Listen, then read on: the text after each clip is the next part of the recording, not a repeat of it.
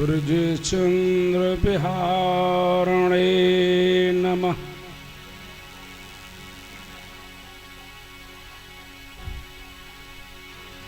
ओम नमः परमहंस स्वादित चरण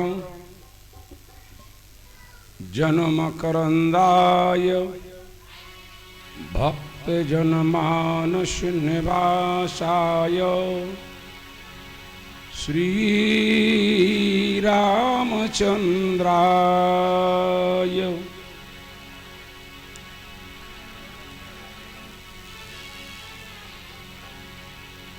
नौमीड्यते ब्रवपुषे तड़दंबराय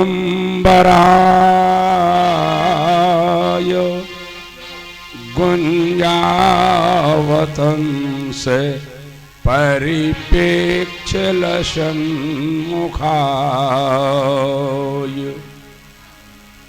वन्यसृजी कबलभित्रा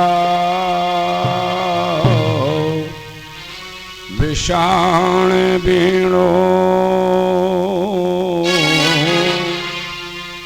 लक्ष्मश्रये मृदुपदे पशुपांगजाय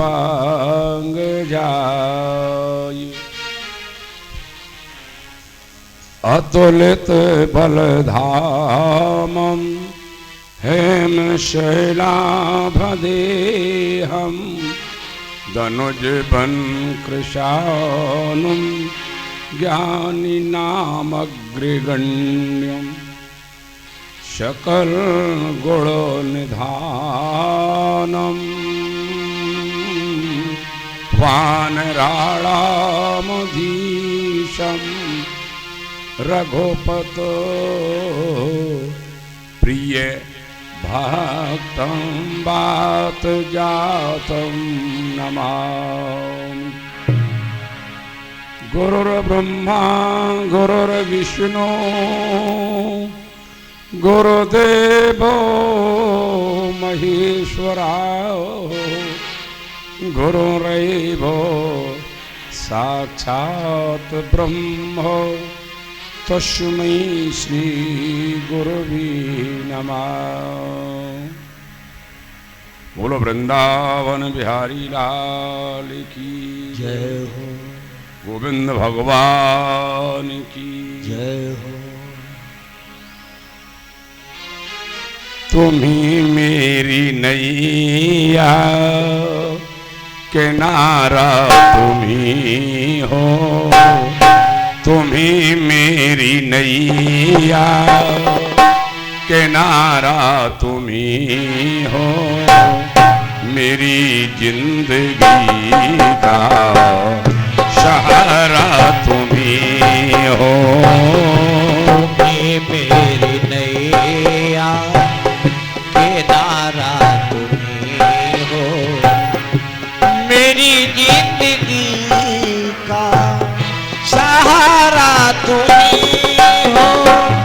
तुम्ही मेरी नैया किनारा तुम्ही हो, मेरी जिंदगी का सहारा तुम्ही हो।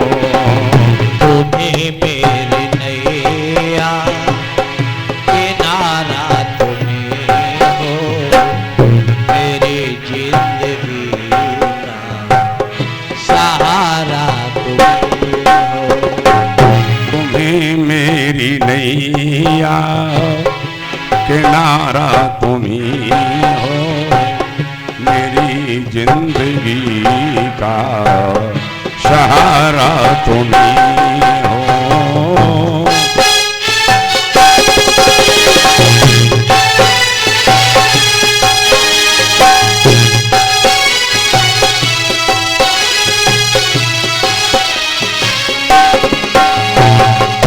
ये नर्तन का चोला बनाया है तुमने, बड़ी अंग ढंग सी सजाया है तुमने। ये नर्तन का चोला बनाया है तुमने बड़े अंग ढंग से सजाया है ये नर्तन का चोला बनाया है तुमने बड़े अंग ढंग से सजाया है तुमने।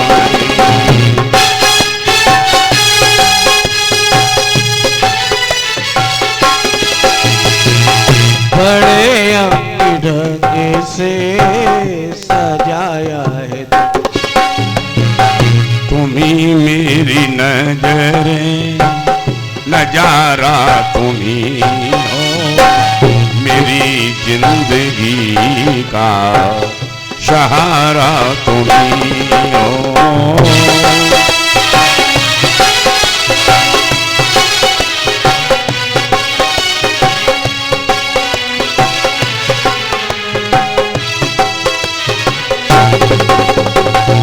तुम्ही मेरी नैया किनारा तुम्ही हो मेरी जिंदगी का सहारा तुम्ही हो। तुम्हें मेरी नैया किनारा तुम्ही हो मेरी जिंदगी का सहारा तुम्ही हो। तुम्ही सूर्य बन कर चमकती हो प्यारी तुम्ही बिजली बन कर कड़कती हो प्यारी। तुम्हें सूर्य बन कर चमकते हो प्यारे तुम्हें बिजली बन कर कड़कते हो प्यारे। तुम्ही सूर्य बन कर चमकती हो प्यारी तुम्ही बिजली बन कर कड़कती हो प्यारे। चमकते हो प्यारे तुम्ही बिजली बन कर कड़कते हो प्यारे। तुम्ही चांद तारे सितारा तुम्ही हो तुम्ही चाँद तारे सितारा तुम्ही हो। तुम्ही चांद तारे सितारा तुम्ही हो मेरी जिंदगी का सहारा तुम्ही हो। तुम्ही चाँद तारे सितारा तुम्ही हो मेरी जिंदगी का सहारा तुम्ही हो।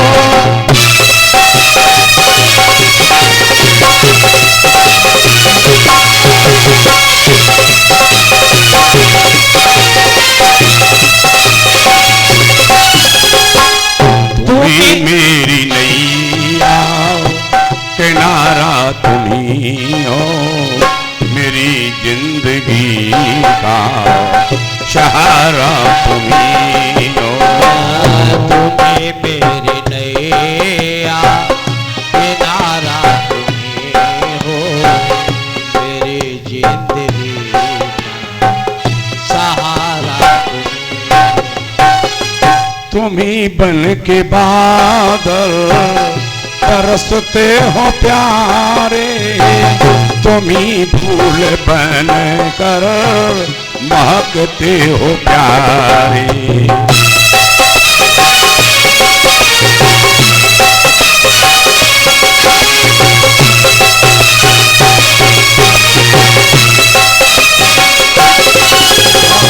तुम्ही बादल बन के बरसते हो प्यारे तुम्ही फूल बन के महकते हो प्यारे।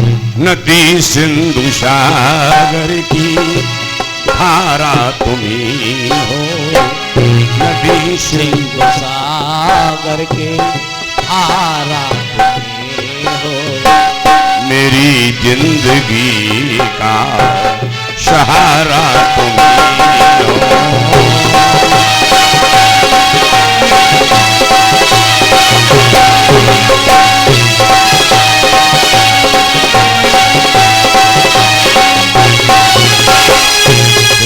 मेरी नैया किनारा तुम ही हो, मेरी जिंदगी का सहारा तुम ही हो। मेरी नैया किनारा तुम ही हो, मेरी जिंदगी का सहारा तुम ही हो। कृपा रूप करो सभी रूप तेरे, सभी नाम तेरे, सभी रूप तेरे।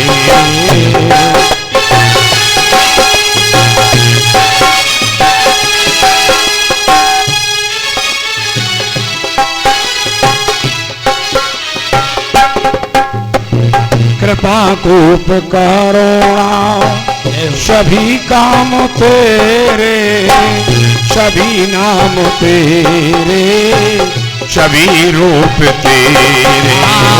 सभी नाम तेरे, सभी रूप तेरे, सभी नाम तेरे, सभी रूप तेरे।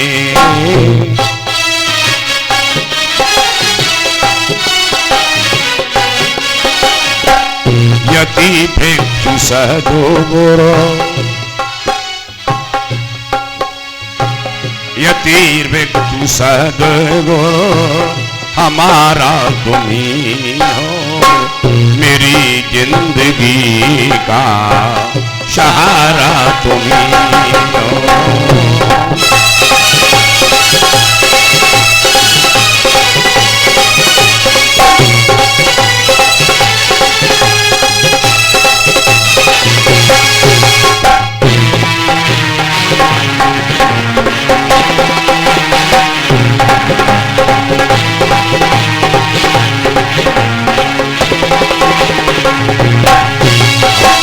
यति भिक्षु सहदो गुरु, हमारा तुम ही हो, मेरी जिंदगी का सहारा तुम ही हो।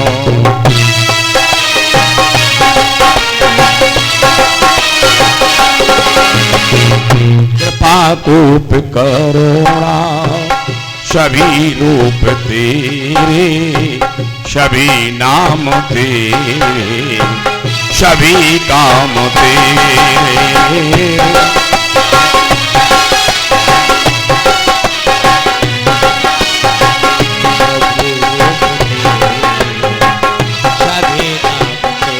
जय जय श्री राधे श्याम प्यारे की जय। समुपस्थित भागवत कथा अनुरागियों, अब हम मध्याह्न विराम के बाद 7वें दिन एकादश स्कंद में प्रवेश किए हुए कथा हो रही है 11वें स्कंद की।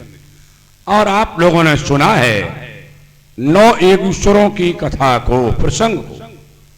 उन्हें पहले नाम के कवि महात्मा वो राजा नेमि के यहाँ जो 9 योगेश्वर पहुंचे हुए, 9 महात्मा है, 9 योगेश्वर हैं, ऋषभ जी के बेटा है और निमि जी के यहाँ पहुंचे। राजा निमि विदे राजा साहब प्रश्न करते और महात्मा उनके प्रश्न का उत्तर देते। सज्जनों, नंबर 1 भागवत धर्म निरूपण किया। नंबर 2 प्रश्न है, बोले भक्त का स्वरूप क्या है? आपके द्वारा मैंने सुना है कायेन वाचा मनसेन्द्रियर्वा बुद्ध्यात्मना सुत स्वभावा करोत यज्ञ सकलम परस्मयी नारायणायेति समर्पयि तत्। पहला भागवत धर्म का निरूपण सुना। अब मैं सुनना चाहता हूं कि भक्त का स्वरूप क्या है। ईश्वरे सर्वभूतेषु बोले जो ईश्वर में स्वभाव भगवत भाव आत्मना सर्वभूतेषु या पश्चेत् सा वै भागवतोत्तमा। बोले सभी प्राणियों में जो एक रूप देखता है, कण में, अण में, परमाणु में, जड़ में, चेतन में, सब में भगवान का रूप देखता है। ये सब भगवान की माया है, ये सब भगवान का ही प्रसाद है। बोले ऐसा जो करता है वह सब नंबर 1 का भगत मानेंगे, नंबर 1। दूसरा बोले ईश्वरे तद अधीनेषु। बोले ईश्वर से जो प्रेम करता है, बाल शेष दशश्चे प्रेम मैत्री कृपापेक्षा या पश्यति समध्यमा। बोले जो ईश्वर से प्रेम करता है और उसके अधीन रहने वाले हैं, तद अधीनेषु बाल शिशु चे, उसके अधीन रहने वाले भगवान की भक्त लोग उनसे मित्रता करते हैं,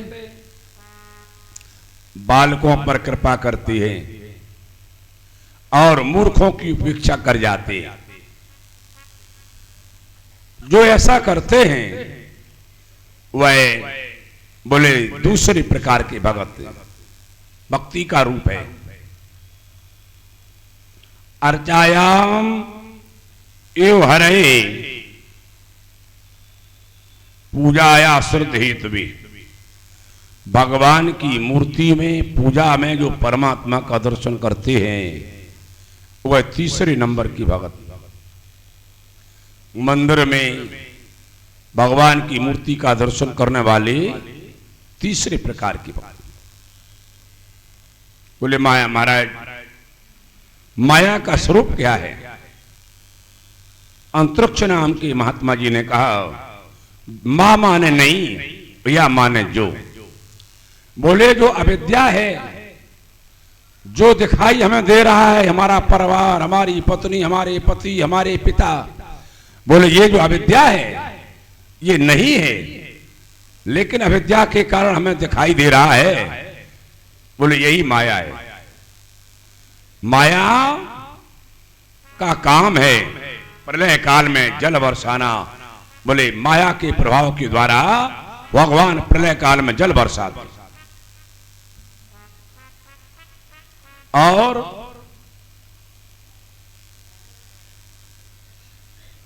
जो नहीं अविद्या के कारण हमें दिखाई दे रहा है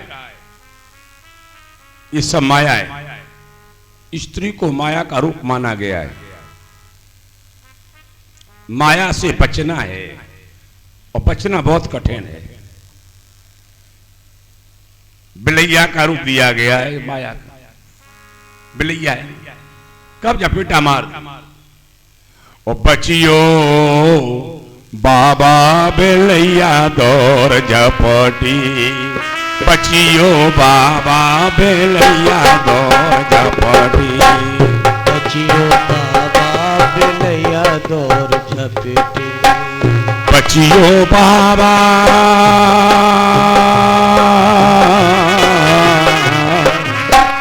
बचियो बाबा बिलैया दौर झपटी।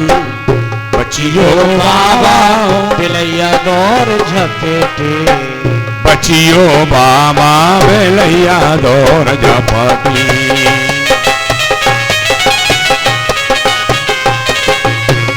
ब्रह्मा को झपटी, शंकर को झपटी। ब्रह्मा पे झपटी, शंकर पे झपटी।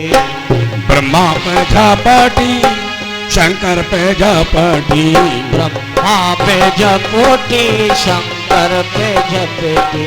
नारद ऋषि के लगाए दही पटकी। नारद ऋषि के लगाए दही पटकी। नारद ऋषि के लगाए दही पटकी।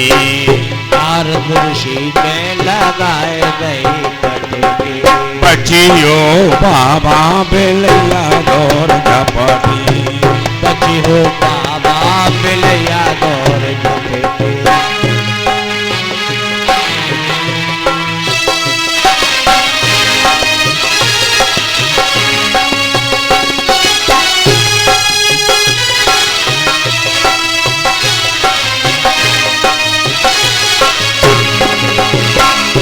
बची हो बाबा बिलैया दौर झपेटे, बची हो बाबा बिलैया दौर झपेटे।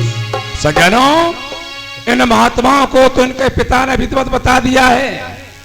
बोले मांतोस्ते समचित्ता प्रशांता विमनमया साधु सुरोदश्चो तपो दिव्यम पुत्र कायिन सत्वम स्वदे अस्वाद ब्रह्म सौख्यम तुनंतम मात सेवाम द्वार महु विमुक्ति तमो द्वारम योषिताम संग संग। योषिताओं का साथ करना तमो मार्ग है, बता दिया है। ये तो सब जानते हैं। नो ईश्वर सज्जनों, बोले महाराज तो माया निवारण का उपाय क्या है? इसका दूसरा नाम है आसक्ति। क्या नाम है? आसक्ति। ये आसक्ति है लेकिन जा नहीं सकती है, इसलिए लिखा है बोले इसका उपयोग करिए, उपभोग करिए, लेकिन आसक्त नहीं होना चाहिए। परिवार में, धन में, मकान में, व्यापार में उपयोग करिए, आसक्ति नहीं। आसक्ति माने लिप्तता। बहुत से लोग ऐसे हैं, इतने लिप्त रहते हैं, फुर्सत ही नहीं मिलती कहीं जाने, कहीं पूजा की, कहीं तीर्थ में बाहर जाने की, इतने लिप्त रहते हैं। ये क्या है? माया में ग्रसित हैं। इसका नाम आसक्ति है। बोले परिवार का उपयोग करिए, परिवार का, पैसे का, व्यापार का, धन का उपयोग करो, लेकिन आसक्ति नहीं। ये सब प्रभु ने दिया है प्रसाद। हमें प्रसाद मिला है तो चलो भाई, हमें जो मिला है तो हमें भी देना है दूसरे को। जो जल बाढ़े नाव में बैठे हुए आप क्या करोगे? जो जल बाढ़े नाव में वो घर में बाढ़े दांव। तो नाव में बैठे हैं तो नीचने लगो दोनों हाथों से, नहीं तो नाव डूब जाएगी, भर जाएगा पूरा पानी। बोले दोनों हाथों को लीजिए, बोले यही सज्जन करे काम। सज्जन का काम है। तो महाराज ये बताओ कि उस नारायण की कृपा हो जाए तो माया पर विजय प्राप्त हो सकती है। क्यों? ये माया नारायण की दासी है, और नारायण का जो दास होता है भगवान का, उस पर माया का कोई प्रभाव नहीं होता है। भगवान के भक्त पर माया का कोई प्रभाव नहीं। सज्जनों, बोले नारायण का स्वरूप क्या है? अभी बताइए। बोले जहां पर वाणी न पहुंच सके, जहां बुद्धि न पहुंच सके, जिनका रूप है सहस्र का पुरखा सहस्राक्षा सहस्रपातो सभूमि ग्वं सर्वत स्मृत्वा तितुष दशांगुलम।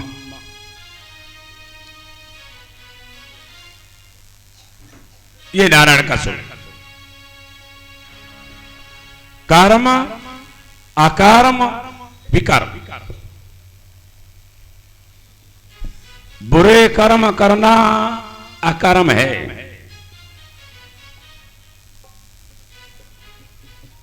बुरे कर्म करना अकर्म है। ये नहीं करना चाहिए, गलत काम नहीं करना चाहिए। कर्म अकर्म विकर्म हचाओ, तीन प्रकार के होते। अकर्म है और पूजा करना, संध्या बंदन करना, ठाकुर जी की सेवा न करना, ये विकर्म है। और जो अकर्म करता है बोले उसकी अधोगति होती है, और अधोगति के द्वारा उसे नरकों में जाना पड़ता है। बोले वृंदावन बिहारी लाल की जय हो। इसके बाद एकादश अध्याय के एकादश स्कंद के 6वें अध्याय में देवताओं ने भगवान से सुधाम आने की प्रार्थना की। प्रयास क्षेत्र में भगवान पहुंचते हैं और वहां उद्धव जी के साथ में तो बोले देवता लोग प्रार्थना करते, नारायण आइए आइए नारायण। ब्रह्मा जी ने भगवान की प्रार्थना को किया, भूमि के भार को पार करने वाले प्रभु आइए और आकर के किसी प्रकार से इस धराधाम पर जो पूर्ण काम हो रहा है आप उससे होने दो, आप हमारे यहां आ जाएं।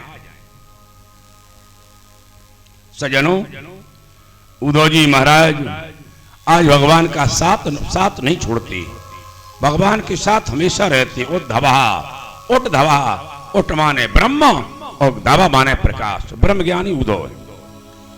भगवान के हमेशा साथ रहने वाले, बालापन में भगवान की मूर्ति को बनाकर उनकी पूजा करने वाले, उनका ध्यान करने वाले उद्धव जी ने कहा महाराज आप चाहें तो ब्राह्मण के श्राप को मिथ्या भी कर सकते हैं। विप्रशापम समर्थोपि, हे प्रभु आप ब्राह्मण के श्राप को दूर करने में समर्थवान है। भगवान बोले उद्धव ऐसा नहीं हो सकता है, समय है, समय के अनुसार हर आदमी को चलना पड़ता है। मैं धरा पर आया तो हमारा भी समय आने वाला है, ब्राह्मणों ने श्राप दे दिया है, उसके अनुसार हमें भी चलना है। इधर भगवान उद्धव जी से कहने लगे सुनिए उद्धव, मैं तुम्हारे सामने एक वृतांत सुनाता हूं, सुनिए। कहो महाराज। यदु नाम के राजा है और यदु नाम के महाराज के यहां दत्तात्रेय मुनि का आना हुआ। 24 गुरुओं का प्रसंग आता है, दत्तात्रेय के 24 गुरु। 24 ना हो, 20 हो, 15 हो, 4 हो, कुछ गुरु की कथा तो होनी चाहिए। बोले भाई गुरु क्यों किए जाते ये बताओ, गुरु करने का मतलब क्या है? गुरु इसलिए करते हैं, गांव के लोग कहेंगे तुमने गुरु किया है, चलो कर आए, पर गुरु जान अपना काम जानते रहे, हमें क्या लेना देना। नहीं, गुरु का रूप परमात्मा का रूप एक जैसा होता है। ब्राह्मण, गुरु, परमात्मा, अग्नि, गाय, ये एक रूप होते हैं। सुनो भाई, सुनो बहन, बोले गुरु हमें परमात्मा से मिलाने का साधन बताते हैं। गुरु बिन भावो निधो तरिय न कोई, गुरु बिन भावो निधे तरिय न कोई।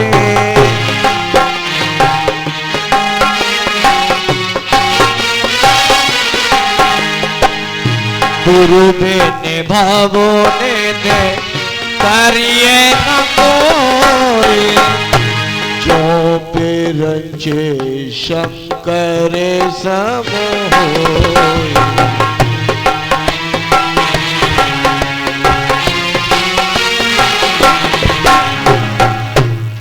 गुरु जी के बिना उद्धार हो नहीं सकता है।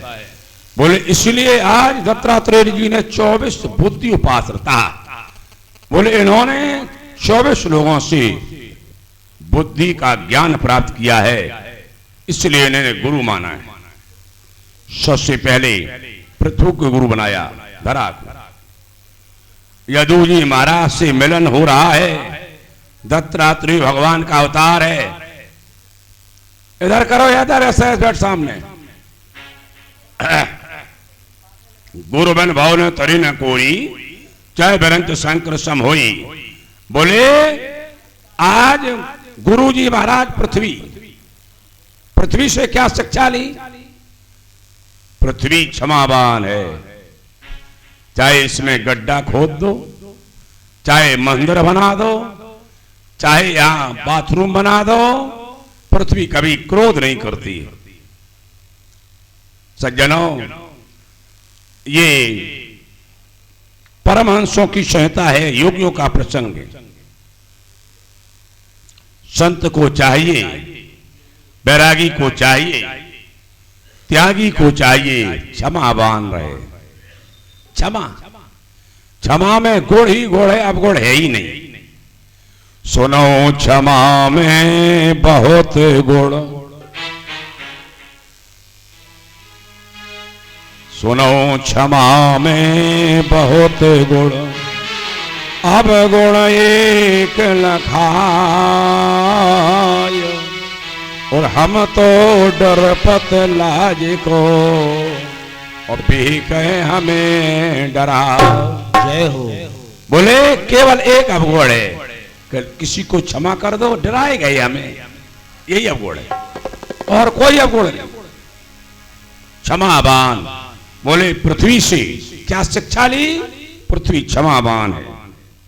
इसके बाद वायु को गुरु बनाया। वायु दो प्रकार की होती है, एक प्राण वायु, एक अपान वायु। अपान वायु के द्वारा बोले शरीर की रक्षा होती है, प्राण वायु के द्वारा बोले प्राणों की रक्षा होती है।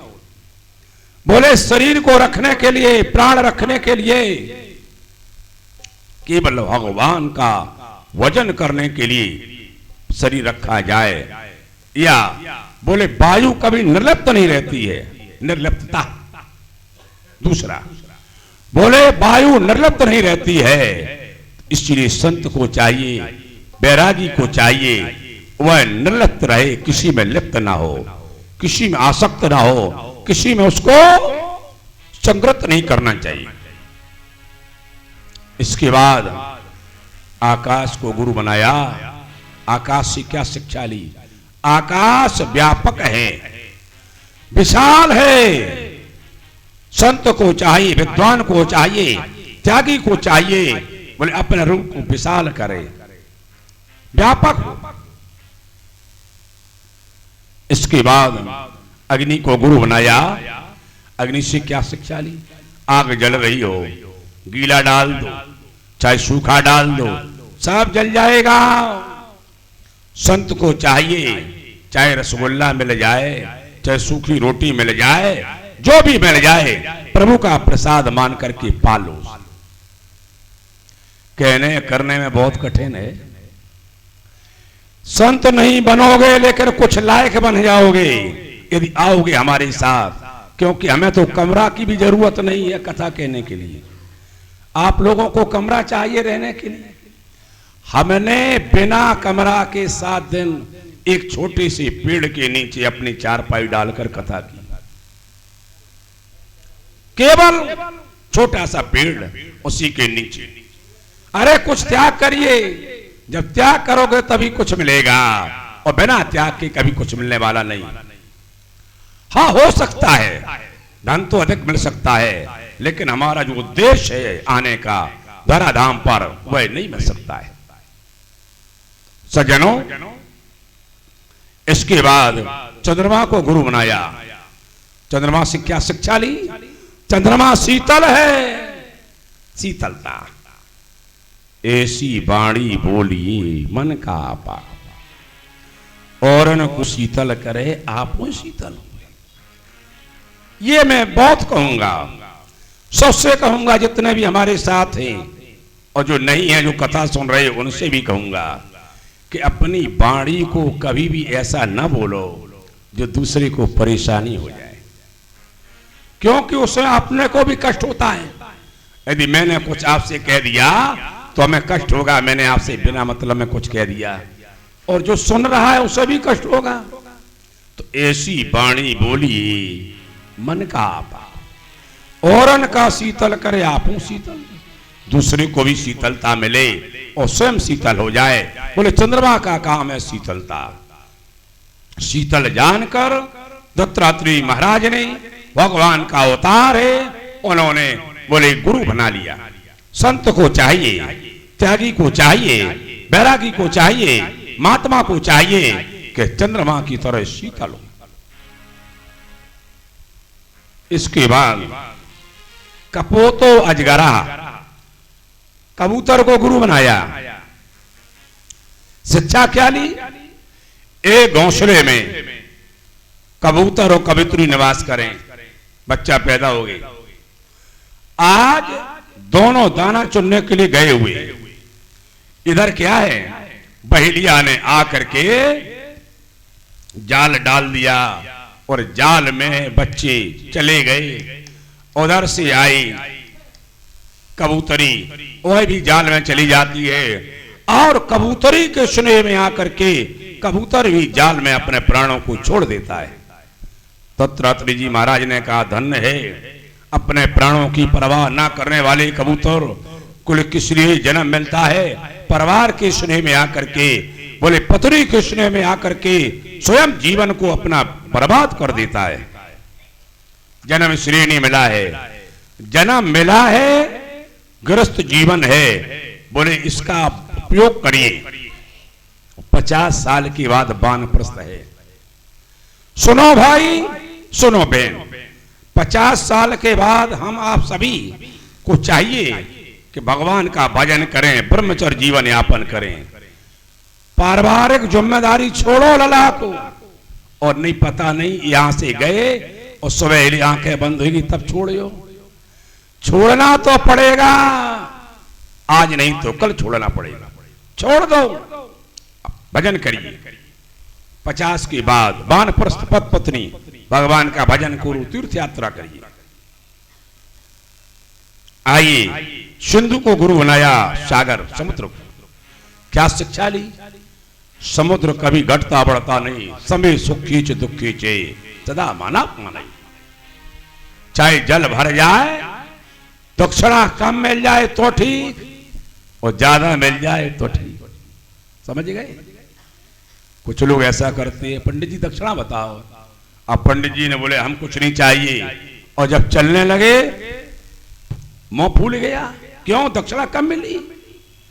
जब चले महाराज दक्षिणा कम मिली, अब मुंह फुला रहे।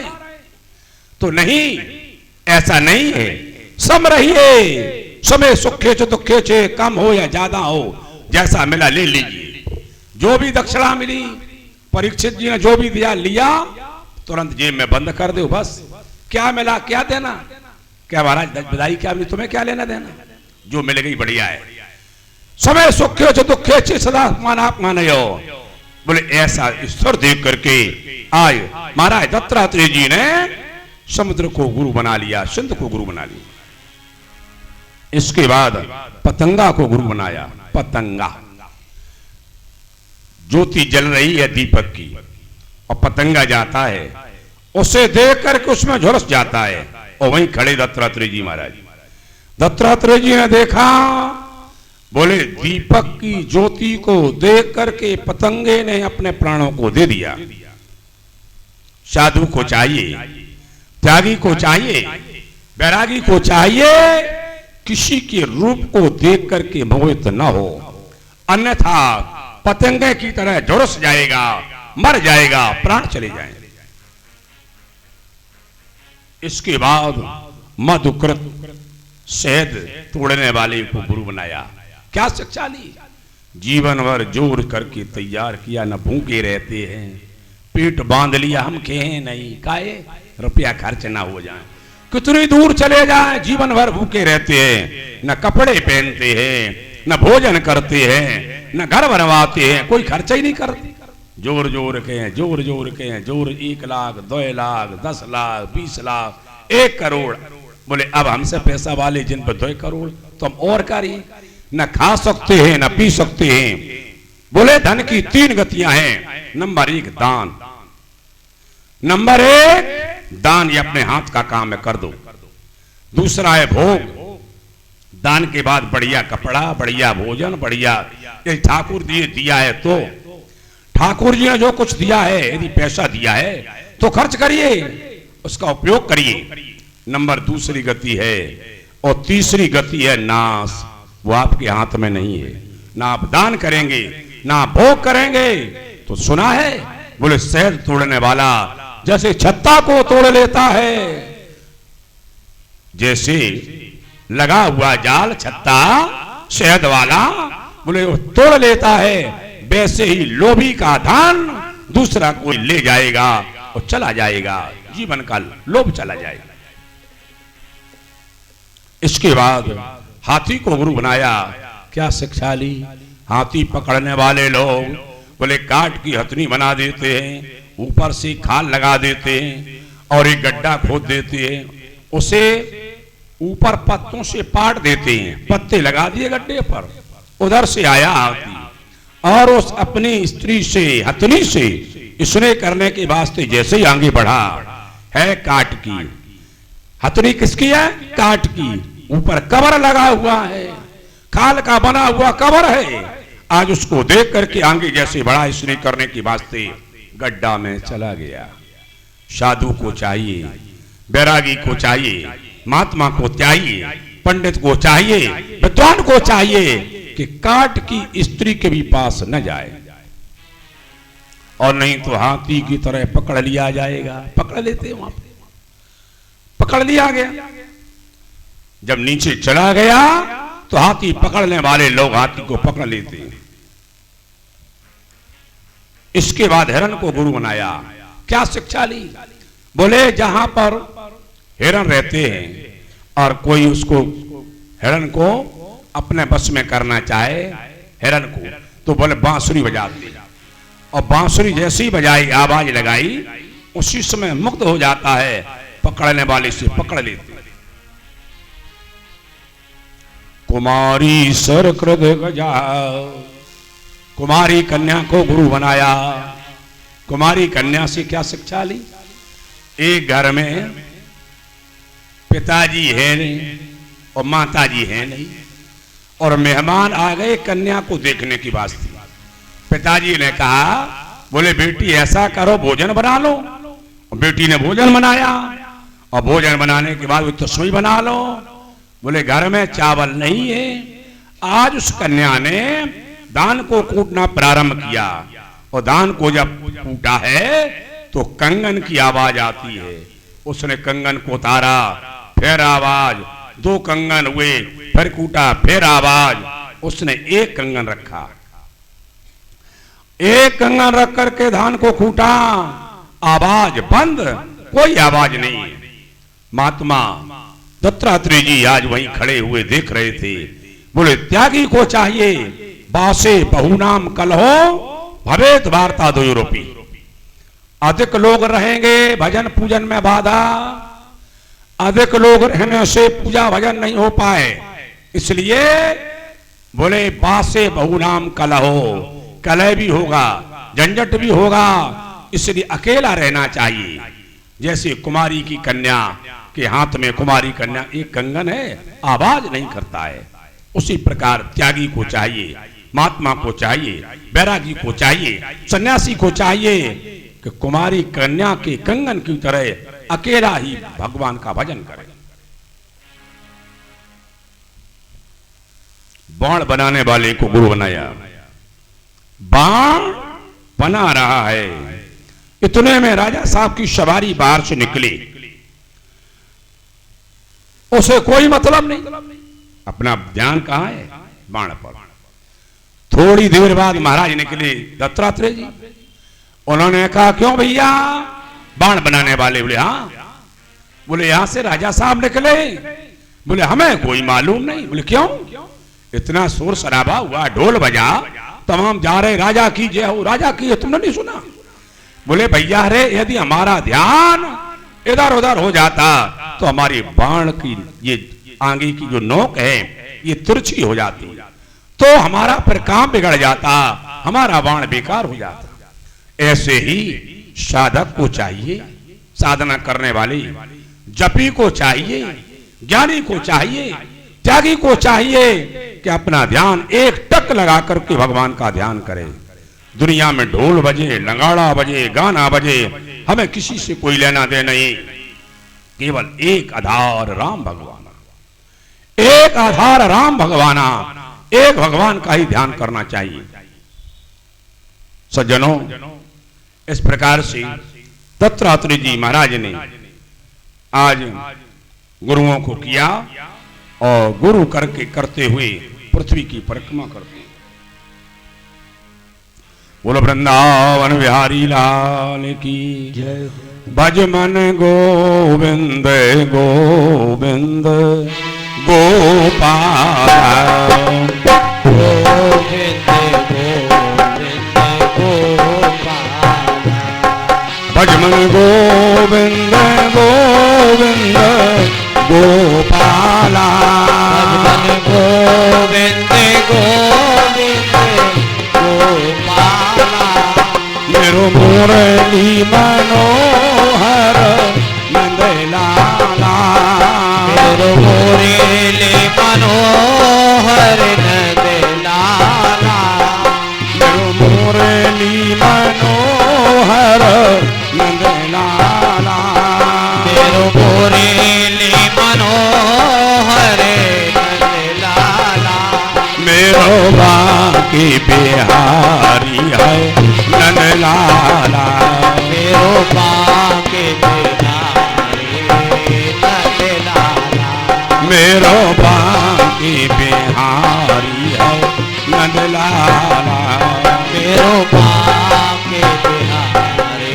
नंदलाला प्रातः की उषा बेला में प्रातः की उषा बेला में संध्या की छटा निराली में संध्या की छटा निराली में भजमन गोविंद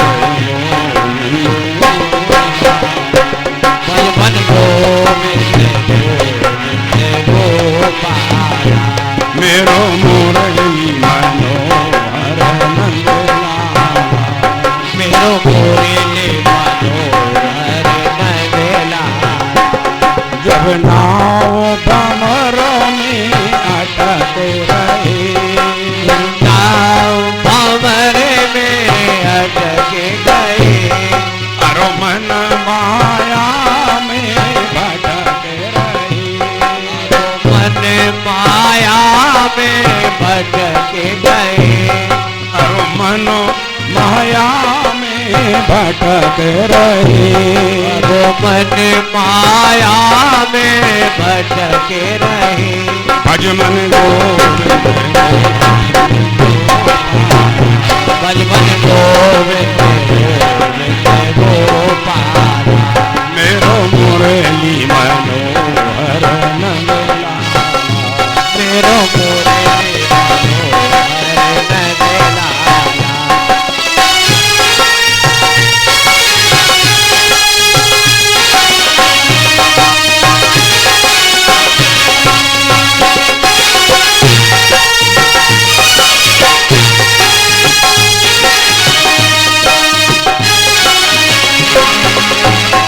जीवन भर काम करो न करो जीवन भर काम करो ना करो हमने बहुत जीवन में काम किया महाराज लेकिन तुम्हारे काम की कोई वैल्यू नहीं जीवन भर काम करो न करो जीवन भर काम करो ना करो पल भर आराम करो न करो जीवन भर काम करो ना करो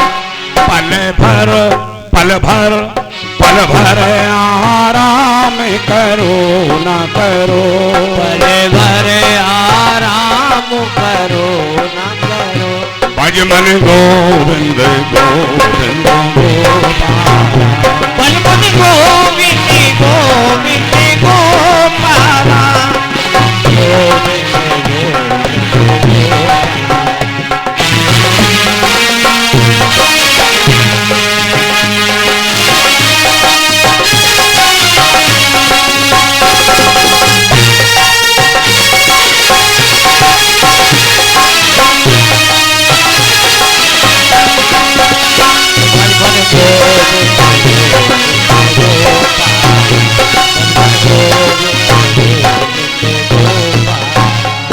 जय जय श्री राम। सज्जनों आज असगुन होने लगी। भगवान ने कहा द्वारका वासियों छोड़ दो घर, सब छोड़ दो घर अपना अपना, यहां से पूर्ण क्षेत्र तीर्थ में चलेंगे, पिंडारक क्षेत्र में चलेंगे। चलिए सभी लोग, सब लोगों को साथ लिया, ब्राह्मणों को साथ लिया और ब्राह्मणों को साथ लेकर के द्वारकाधीश महाराज पिंडारक क्षेत्र पहुंचे हुए। समुद्र के किनारे पहुंचे हुए। सज्जनों, भगवान ने ब्राह्मणों को बुला करके स्वस्ति वाचन कराया, ब्राह्मणों को दान दिया, किसी प्रकार से अमंगल नष्ट हो जाए। आज आकाश से तारे टूट टूट करके गिरने लगे। वहां जाकर यदुवंशियों ने बारुड़ी मदुरा को पिया, वारुड़ी मदुरा को पी करके मदोन्मत्त हो जाते हैं और मदोन्मत्त होकर के आपस में लड़ते, एक दूसरे को गाली गलौज करते। वो गाली गलौज के बाद वहां क्या देखा, जो एरका नाम की घास है लेकर के हाथ में एक दूसरे को मारने लगी। और जैसे ही घास मारते उसी समय गिर जाता है वह, जिसके घास लग जाए गिर जाए, मर जाए गिर जाए, मर जाए। सज्जनों, एक दूसरे पर भगवान बोले, हवाओ सावधाओ, दिशाओ सावधाओ, आहोय केसी बेलाई, आहो आहोय केसी बेलाई, आज लड़े भाई ते भाव, आज आदमी के मस्तक पर नाच रहा शैतान, हवा हो सावधान। सब एक है, द्वारकाधीश महाराज की सब संतान है, परिवार एक है। सज्जनों, आज एक दूसरे के ऊपर प्रहार करते हैं और प्रहार करके कटते हैं, बढ़ते हैं। कुछ लोगों ने कहा, द्वारकाधीश बाबा, ए बाबा मुझे बचा लो, ए बाबा मुझे बचा लो, ए बाबा मुझे बचा लो। भगवान बोले, खबरदार, हमारी नाती हमारी पंथी कोई लड़ेगा नहीं आपस में। जिन द्वारकाधीश महाराज के एक शब्द पर पूरे सभी 56 करोड़ जितने भी थे वो सब शांत हो जाते थे। आज सब भगवान की बात कोई नहीं मानता है, और जब नहीं मानता है तो आज भगवान को ही सामने ले लिया इन लोगों ने। भगवान ने माया के द्वारा आज आपस में लड़ करके, कट करके, मर करके साफ हो रहा। 4-5 लोग बचे हुए। भगवान ने कहा, अर्जुन अब तुम यहां से जाओ, दारुक अब तुम यहां से जाइए। सज्जनों, जब ये देखा बलराम भैया ने, बोले, बलराम दादा बोले, ये द्वारकाधीश अब तो मैं चलूंगा। 2 भाई हैं, एक मां के 2 भाई हैं, जब से जन्म लिया तब से साथ रहे, बलराम और कृष्ण। जैसे बलराम दादा ने कहा कि नैया मैं चलूंगा, भगवान बलराम दादा से लिपट जाते हैं। दादा ऐसा मत कहो, मैं पहले जाऊंगा, मैं पहले जाऊंगा, मैं पहले जाऊंगा, भगवान कहते रहे। और बलराम दादा समुद्र बेला में प्रवेश कर जाते। ओ भैया, हमारे दादा बलराम कहाँ जा रहे हो, कहाँ जा रहे, खोआ जा रहे। अब भगवान अकेले बैठे हुए। भगवान ने कहा, उद्धव तुम जाइए, जाओ, दारुक तुम भी जाओ, अर्जुन तुम भी जाओ, सब लोग यहां से चले जाओ। भगवान की भक्त है, दारुक भी भक्त है, उद्धव भी भक्त है, अर्जुन भी भक्त है। महाराज मैं कैसे जाऊंगा? बोले, महाराज आपके जाने के बाद कलयुग आने वाला है। उद्धव जी ने कहा, महाराज बोले तो मैं कैसे जीवन निर्वाह करूंगा? आगे आए हुए भक्तों का कैसे काम चलेगा, कैसे उद्धार होगा? भगवान बोले, उद्धव हर अवतार में मैं सदी गया हूं, लेकिन अब की बार भक्तों के लिए वे अपने बांगमयी श्री विग्रह को भागवत महापुराण में सन्निहित करता हूं। जय हो। हम में और भागवत में कोई अंतर नहीं होगा। जो हमारी पूजा करेगा, एक श्लोक कहेगा, जो भी एक अक्षर कहेगा, वह जीवन में कभी निर्धन नहीं हो सकता है। उद्धव अब तुम जाओ यहां से, उद्धव तुम यहां से जाइए, जाइए, जाइए। उधर रोने लगे। अर्जुन रो रहे हैं, प्रभु ये क्या है? भगवान ने आज अर्जुन जी से कहा हमारे शरीर का स्पर्श कर लो। अर्जुन स्पर्श नहीं करना चाहते। भगवान ने कहा अर्जुन मैंने तुम्हारे साथ इतना एहसान किया, महाभारत जैसे रण में विजयश्री को दिलाया और तमाम तुम्हारे साथ मैंने काम किए, मेरा शरीर स्पर्श नहीं करोगे? अर्जुन रो करके भगवान का स्पर्श करते हैं, निस्तेज हो जाते हैं। अर्जुन भगवान ने कहा एक एहसान हमारा कर दो। बताओ महाराज। बोले तुम यहां से जाना और जो शेष बच जाएं, जिनका जीवन रह जाए, उन सभी लोगों को यहां से ले जाना। वो हमारे दादा धर्मराज जी से कह देना कि मथुरा का राज्य हमारे नाती को दे देना। अब मैं तो यहां से चलता हूं।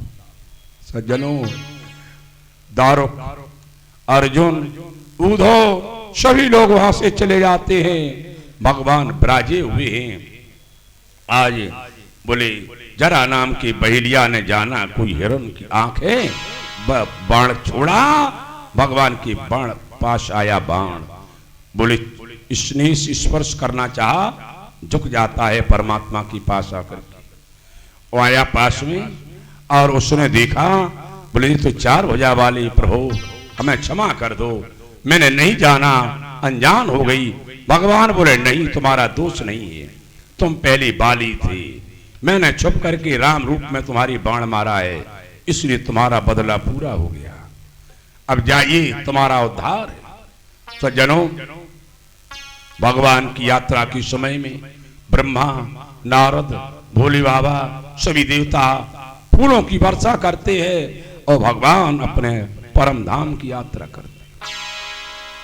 रोते हुए अर्जुन द्वारका वासियों से कहते खाली कर दो, द्वारका चली जाएगी, बह जाएगी। कुछ लोगों ने तो अपने पतियों के साथ शरीर को छोड़ दिया और जो कुछ लोग बच गए उन लोगों को 4-5 लोग साथ में, उन सबको लेकर के अर्जुन जा रहे हैं। रास्ते में अर्जुन को भीलों ने लूट लिया। कौन अर्जुन है? वही अर्जुन है जो महाभारत जैसी रण में विजय को पाने वाली अर्जुन। पुरुष बली नहीं होते, समय हो तो बलवान, और भीलन लूटी गोपिका, और भी अर्जुन बीवाओ। कारण भगवान थी, भगवान का हाथ था, भगवान की कृपा थी।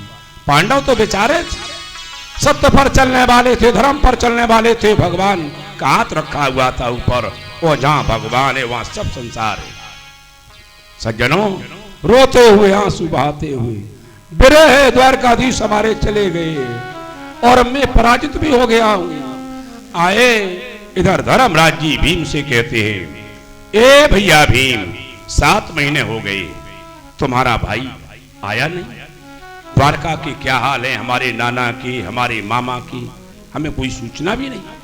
कुछ समय बाद अर्जुन का आना हुआ, आंखों से आंसू चल, सिर, चेहरा, सर्वांग जो कोमल था आज वह काला दिखाई दे। आकर के भैया को प्रणाम किया, जैसे धर्मराज जी को प्रणाम किया। अर्जुन रोने लगे। क्यों, क्या बात है अर्जुन? क्या तुम पराजित हो गए हो? क्या तुमने पराई स्त्री के साथ गमन कर लिया है? क्या तुमने ब्राह्मण को बोले दान देने से मना कर दिया है? क्या तुमने ब्राह्मण या गाय की रक्षा नहीं कर पाई? क्यों नहीं बोलते हो? भैया ऐसा कुछ नहीं, पर क्यों रोते हो? यत संशयाद द्रौपदी की गतामुपागता राज्ञाम स्वयंवर मुकेश मर दुर्मदाना। ओ भैया हमारे, जिनकी कृपा से मैंने द्रौपदी को प्राप्त किया, जिनकी कृपा से महाराज महाभारत जैसे रण में विजयश्री को प्राप्त किया। हाँ, कहो हमारे नाना के क्या हाल है, कहो कहो हमारे मामा जी के क्या हाल है, कहो कहो हमारे बोले द्वारकाधीश के क्या हाल है। धर्मराज जी कहते कहो कहो हमारे बलराम भैया के क्या हाल है, कहो उनके अनिरुद्ध जी, प्रद्युम्न जी और परिवारी जनों के सबके हाल बता दो। क्या हाल है अर्जुन, क्यों नहीं बोलते हो? बोले भैया जिन्होंने महाभारत जैसी रण में हमें विजयश्री को दिया, हमेशा पार्थ कहते थे, हम उनको बोले कुछ बुरा भी बोल देते थे, लेकिन वह बुरा नहीं मानते थे। वही हमारी परम तहसील, वही हमारे प्राणधर द्वारकाधीश धराधाम को छोड़ करके चले। जिस समय अर्जुन ने कहा, सजनो धर्मराज रोने लगे, भीम रोने लगा, अर्जुन नकुल सहदेव सब रो रहे हैं। उधर से रोने की आवाज जिस समय द्रौपदी ने सुनी, द्रौपदी आई, क्या हो गया आप लोग, क्यों रो रहे हो, क्यों रो रहे हो? द्वारकाधीश महाराज धराधाम को छोड़ करके चले। द्रौपदी ने कहा तो हमारा जीवन बेकार है। जिस समय दुशासन के यहाँ भैया मैंने पुकारा था, आप आए, आकर के मेरी लाज को बचाया। आज मेरे भाई द्वारकाधीश महाराज, अब बताओ बहन की लाज को कौन बचाएगा? द्रौपदी गिर गई। द्रौपदी गिर करके भगवान के विरह में आंसू बहाती है। कुंती बुआ ने सुना, कुंती बुआ भी आई, अपने सभी पुत्रों को दुखी देखकर, रोते हुए देखकर कुंती जी ने कहा, धन्य है प्रभु हमारे, धन्य है हमारे भतीजे, हमेशा हमारी मदद करने वाले आराध्य। आज अपने सिर को पटक करके कुंती बुआ ने अपने बेटा की विरह में प्राणों को छोड़ दिया। भक्ता है कुंती अपने प्राणों को छोड़ देती है। धर्मराज जी ने वस्त्रों को फाड़ दिया, अर्जुन भीम नकुल सहदेव ने सबने वस्त्रों को फाड़ दिया और बोले अब हमारा जीवन बेकार है, आप जी करके क्या करेंगे? सुखदेव जी कहती, राजन परीक्षित, उस समय तुम्हारी उम्र कच्ची थी, मंत्रियों पर भार दिया, राज दादा ने तुम्हारी तिलक किया, रोते हुए पागल की तरह, बधिर की तरह आज घर से बाहर निकल जाते हैं और जाकर के हिमालय में जाकर के गमन कर जाते हैं। द्रौपदी, अर्जुन, नकुल, सहदेव सब गल जाते। धर्मराज जी के लिए विमान आता है, विमान पर बैठकर जाते, उंगली कट जाती है। जीवन में एक बार इन्होंने झूठ बोला, अश्वत्थामा हतुबा नरुबा कुंजरू, अश्वत्थामा मारा गया। अश्वत्थामा नाम का हाथी था। इससे जानबूझकर झूठ बोलने पर धर्मराज जी महाराज की अंगुली कट के गिरती है। सज्जनों, परम ऐतिहासी पांडव कुंती जी के साथ में, द्रौपदी जी के साथ में सब अपने प्राणों को छोड़ देते। प्राणों को छोड़ने के बाद राजा परीक्षित हो जाते हैं। राजन, अब बताओ तुम्हारी सुनने की क्या इच्छा है?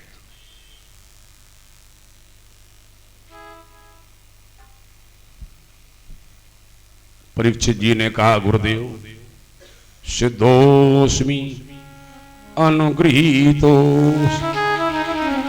अपने बाबा की विरह कथा को सुनकर, द्वारकाधीश हमारे ही बाबा तो थे, अपने बाबा की विरह कथा सुनकर परीक्षित जी ने कहा, बस अब मुझे पूर्ण अनुग्रह प्राप्त हो चुका है, पूर्ण सिद्धि को मैं प्राप्त कर चुका हूं। सिद्धोस्मि अनुगृहीतो भवता करुणात्मना, आपकी अनुग्रह के द्वारा मैं परम सिद्ध हो चुका हूं। हमें मरने का कोई भय नहीं, तक्षक मुझे नहीं डसेगा। मैं कौन हूं, मैं विधिवत जान चुका हूं। मैं न मरने वाला हूं, अजर अमर हूं, अविनाशी हूं, आत्मा है, शाश्वत है। गुरुदेव श्री सुखदेव जी ने कहा, राजन, यदि तुम्हें मरने का भय हो, सर्प से डसने का भय हो, तो मैं नहीं जाऊंगा, और जब तक मैं रहूंगा तब तक तक्षक आ नहीं सकता है। गुरुदेव, अब आपकी कृपा से हमें पूर्ण ज्ञान हो गया है, शरीर नश्वर है और मैं स्वयं अजर अमर हूं। आपकी भागवत की कथा सुनने के बाद पूर्ण ज्ञान हो चुका है गुरुदेव। राजा साहब ने सुखदेव जी के तिलक किया और तिलक करने के बाद महाराज को सिर रख दिया और महाराज को विदाई कर देते हैं। सुखदेव जी महाराज जंगल की ओर चले जाते हैं। शाम का समय है। शाम के समय में तक्षक ब्राह्मण का वेश बना करके आ रहा है और शुक्रताल के पास में मोरना गांव है। मोरना मोड़ बना हुआ, क्योंकि हम तो 3 बार वहां भागवत के आए, 3 बार पूरा हस्तिनापुर से वहां का पूरा जानकारी प्राप्त की। मोरना गांव है, वहीं पर एक पीपल का वृक्ष था। वहां कश्यप महात्मा का मिलना हो गया। बोले तुम कौन हो? बोले मैं तक्षक। कहां जा रहे हो? राजा को डसने के लिए। आपका क्या नाम है? बोला मेरा नाम कश्यप। क्या करोगे? राजा को जिंदा करें। अरे कहां जिंदा कर पाओ? बोले कर दूंगा, परीक्षा हो जाए। तो तक्षक जो ब्राह्मण था, बना हुआ था, आज उसने अपना रूप ले लिया सर्प का। लकड़हारा काट रहा लकड़ी को। तक्षक ने कहा इस वृक्ष को मैं जला दूंगा, लकड़हारे को जला दूंगा। फुसकार को मारा, हरा पेड़ जल गया, लकड़हारा जल गया, राख हो गया। कश्यप नाम की महात्मा ने मंत्र पढ़ा। मंत्र पढ़ करके आज सज्जनों जैसे ही मंत्र छोड़ा है वैसे ही हरा भरा पेड़ हो गया और लकड़हारा खाट खाट खाट लकड़ी को काटने लगा। तक्षक ने कहा महाराज आप राजा को जिंदा कर देगा जिंदा। देवाधीनम जगत सर्वम मंत्राधीनम तु देवता ते मंत्रा ब्राह्मणाधीनाम तस्मात् ब्राह्मण देवता। मैं ब्राह्मण हूं, मैं मंत्र पढ़ रहा हूं, मैं जिंदा कर दूंगा। सज्जनों जिस प्रकार ये कहा, बोले महाराज तू कृपा करो। बोले क्या कृपा करें? क्यों करोगे जिंदा? बोले महाराज श्राप लगा है, ब्राह्मण ने दिया है। बोले हमें क्या मिले ना दे रहा ब्राह्मण से, हम जाएंगे राजा साहब दक्षिणा विदाई करेंगे। वो दक्षिणा विदाई यही दे दे तो? बोले नहीं जाएगी। इधर आइए। आज तक्षक के लिए तक्षक ने कहा महाराज कश्यप से, बोले पीपल के आसपास बड़ी बड़ी खोड़ियां होती हैं, पहले थी बड़ी बड़ी डहार हैं भरी भरी पीरी पीरी मोरों। देखो 1 2 3 4 ऊपर खोल के दिखाई नहीं, देखो ढकना लगी, देखो देखो देखो देखो 7 डारियां बनी हुई हैं। 7 जन्म तक तुम्हारे पास पैसा खत्म नहीं कर पाएंगे आप। अब न जाओ महाराज। बोले नहीं जाएंगे। कश्यप जी महाराज नहीं जाते हैं। और राजा साहब ने जिस समय गंगा जी के किनारे जाकर के बोले संध्योपासन किया और संध्योपासन करके जैसी फूल छोड़ा है उसी समय प्रकट हो गया फूल में ही तक्षक। उसने डस दिया, हाहाकार हो गया, परीक्षित का शरीर चला गया। बोलो वृंदावन बिहारी लाल की जय हो। बोलो वृंदावन बिहारी लाल की जय हो। सज्जनों राजा जन्मेजय ने सुना कि हमारे पिताजी को तक्षक ने डसा है। आचार्य जी को बुला करके कहा। आचार्य जी बोले हाँ। बोले ऐसा कर सकते हो? बोले क्या? बोले जिसने डसा है उसको मरवा सकते। बिल्कुल परिवार के सहित आप आज्ञा दें। सर्वश्रेष्ठ यज्ञ हुआ, उसमें केवल तिल के साथ में सर्प आहुति में जाएंगे। तो आज ब्राह्मण लोग यज्ञ में आहुति देने लगे। सर्पाय स्वाहा, सर्पाय स्वाहा, दंसुकाय स्वाहा, चट चट चट चट चट चट चट चट चट चट चट चट चट आती है, सर्प स्वाहा हो जाती, स्वाहा हो रही। सज्जनों सब सर्प साफ हो गई, तक्षक रह गया। तक्षक ने जाकर देवराज इंद्र के सिंहासन में लपेटा लगा लिया, घबरा गया है। ब्राह्मणों ने कहा महाराज आपके यज्ञ पूर्ण है। बोले कैसा पूर्ण? सब सर्प खत्म हो गए। बोले तक्षक? तक्षक तो नहीं मरा। बोले तक्षक नहीं मरा है? बोले तो कैसे काम बनेगा? अरे वो नहीं मरेगा। क्यों नहीं मरेगा? बोले देवराज इंद्र के सिंहासन लपेटा को लगा लिया है। बोले ब्राह्मणों तुम्हारे मंत्र में वो शक्ति नहीं है, तक्षक इंद्र के सहित आकर के इसमें स्वाहा हो जाए। बोले है शक्ति, कहिए आप। कश्यप नाम के आस्तिक नाम के महात्मा वहां पर यज्ञ करते, उन्होंने तुरंत तक मंत्र पढ़ा। बोले तक्षकाय सा सिंहासनाय, और जैसे ही कहा सिंहासन हिला, उखड़ गया सिंहासन वहां से। डगमग डगमग डगमग डगमग, गुरुजी बचाओ, गुरुजी बचाओ, गुरुजी बचाओ, आवाज आती है। बृहस्पति जी दौड़े आए, राजन जन्मेजय तुम्हारी जय हो, राजन जन्मेजय तुम्हारी जय हो, जय हो, जय हो, जय हो। आरती रोक दो, देवताओं के गुरु आए हुए हैं, देवताओं के गुरु है ना। आस्तिक जी खड़े हो गए, आइए महाराज आइए आइए।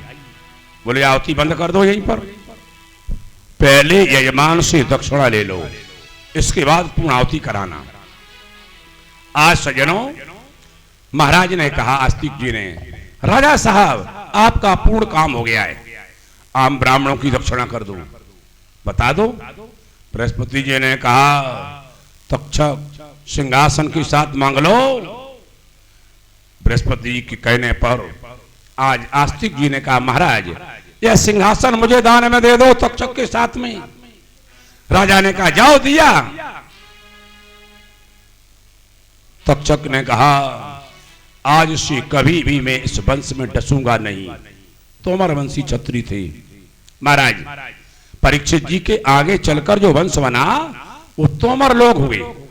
इस वंश में डसूंगा नहीं, डस लिया धोखे से तो जहर नहीं जाएगा, मरेगा नहीं।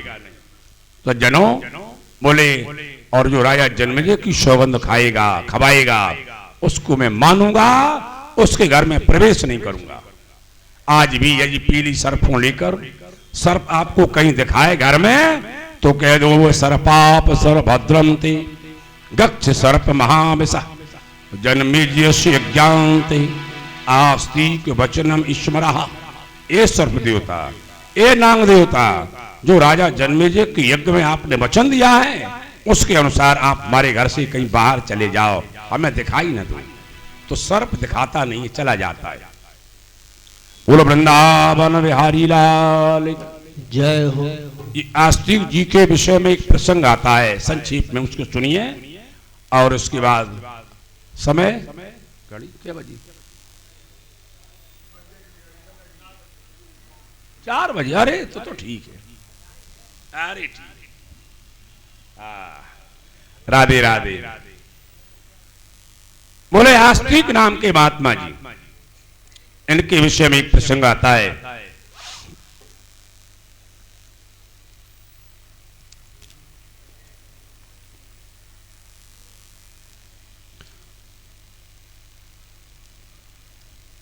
आस्तिक की उत्पत्ति है, इनके पिता का नाम जगतकारु है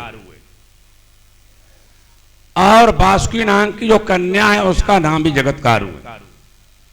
बासुकी नाम जी जा रहे हैं, वो कन्या के लिए कहीं वर नहीं मिलता है। ब्रह्मा जी के पास पहुंची। जब ब्रह्मा जी के पास पहुंचते हैं तो ब्रह्मा जी ने कहा, बोले ऐसा है यदि इन्हीं के नाम का कोई वर मिल जाए तो विवाह हो सकता है, कन्या मंगली है। बोले महाराज कौन मिलेगा? तब तक क्या हुआ, ढूंढ रहे हैं बेटी को ले हुए पिताजी बेचारे परेशान। तब तक जगतकारु नाम के महात्मा मिल गए, जिन्हों एक बार इनके पूर्वज के रूप में इनके पूर्वजों ने कहा था इस गांव में जगतकारु नाम का महात्मा रहता है, बोले वह विवाह नहीं करता है, हमारा उद्धार कैसे होगा? जगतकारु ने कहा पूर्वजों के उद्धार के लिए विवाह करूंगा। आज महाराज मिलते हैं, महाराज से पूछा कि ये बताइए आप विवाह करेंगे? बोले हाँ विवाह करेंगे। तो बोले क्या कोई शर्त? बोले हाँ शर्त है। बोले बताओ।